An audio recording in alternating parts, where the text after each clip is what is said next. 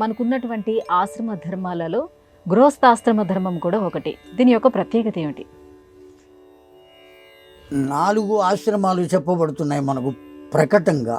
4 ఆశ్రమ ధర్మాలలో బ్రహ్మచర్యం, గృహస్థాశ్రమం, వానప్రస్థం, సన్యాసాశ్రమం.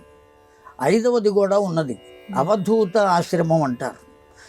ఇప్పుడు ఎవ్వరూ లేరు గనక 4 ధర్మాలే చెప్పబడుతున్నాయి.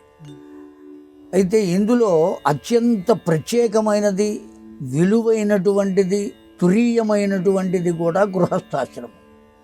కారణం ఏమంటే బ్రహ్మచారి కానీ, వానప్రస్థుడు కానీ, సన్యాసి కానీ, ఈ ముగ్గురు ఆకలి అయితే ఎవరిని ఆశ్రయించాలి అంటే గృహస్థునే ఆశ్రయించాలి.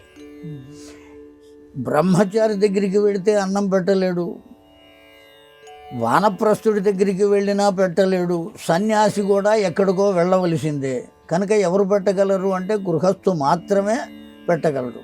కనుకనే గృహస్థాశ్రమం చాలా చాలా గొప్పది. 2వ విషయం, భార్య ఉంటే కానీ ఆచమనం కూడా చేసేటువంటి అవకాశం లేదు. ఆచమనం చేయటం అంటే పూజ పునస్కారం చేసేటప్పుడు ముందు లోపల శుద్ధి చేసుకోవడం కోసం ఆచమనం అని చేస్తాం. కేశవాయ స్వాహ, నారాయణాయ స్వాహ, మాధవాయ స్వాహ అని. ఆచమనం చెయ్యాలి అన్నా ఎవరు ఉండాలి అంటే పక్కన భార్య ఉండాలి.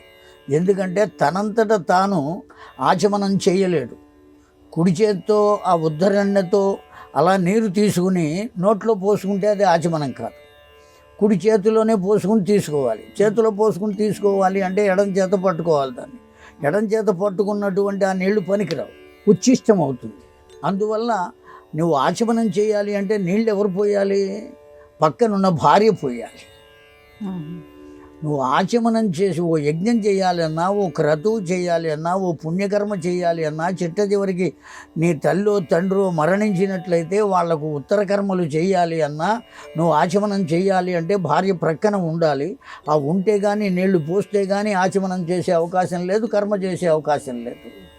అందువల్ల ఖచ్చితంగా గృహస్థాశ్రమమే అన్నిటికన్నా పవిత్రమైనది, పుణ్యవంతమైనది, సుశీలమైనటువంటిది, తురీయమైనటువంటిది, శ్రేష్టమైనటువంటిది.